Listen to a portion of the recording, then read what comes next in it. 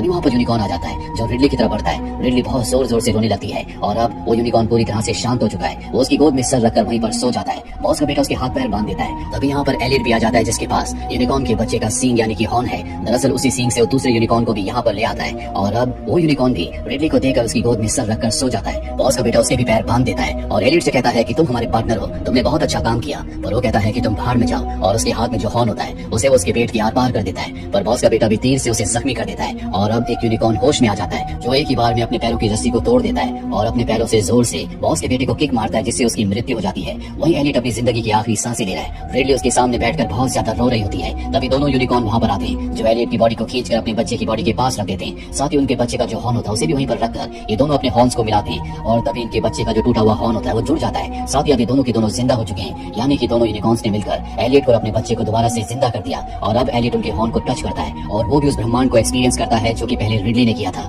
और अब क्योंकि यूनिकॉर्न्स का बदला, उनका जादू, उनका बेटा, उन्हें सब कुछ वापस मिल चुका है, इसीलिए एक बार फिर से काले से सफेद हो जाते हैं। दरअसल उनके काले होने का यही कारण था कि वो बहुत ज्यादा गुस्से में थे और अब जबकि उनका बच्चा उन्हें वापस मिल चुका है तो ये तीनों की तीनों जंगल में भाग जाते हैं। रिडली भी बहुत खुश होती है क्योंकि उसके पिता एलियट दोबारा से जिंदा हो चुके हैं और अब यहाँ पर पुलिस आ चुकी है जो देखती है कि बहुत सारी डेड बॉडीज हैं। पुलिस को लगता है कि ये सब कुछ एलियट और उसकी बेटी ने किया है, इसीलिए इन दोनों को अरेस्ट करके गाड़ी में अपने साथ ले जाते हैं और तभी यूनिकॉर्न इनकी गाड़ी के आसपास भागना शुरू कर देते हैं। ये समझ जाते हैं कि वो इनकी मदद करने के लिए आए हैं, इसीलिए सीट बेल्ट को लगा लेते हैं और तभी यूनिकॉर्न इनकी कार में टक्कर मारता है और इसी के साथ ही फिल्म खत्म हो जाती है। टक्कर का मतलब ये है कि यूनिकॉर्न ने इन दोनों को पुलिस से बचा लिया। उम्मीद करते हैं कि ये कहानी आपको पसंद आई होगी।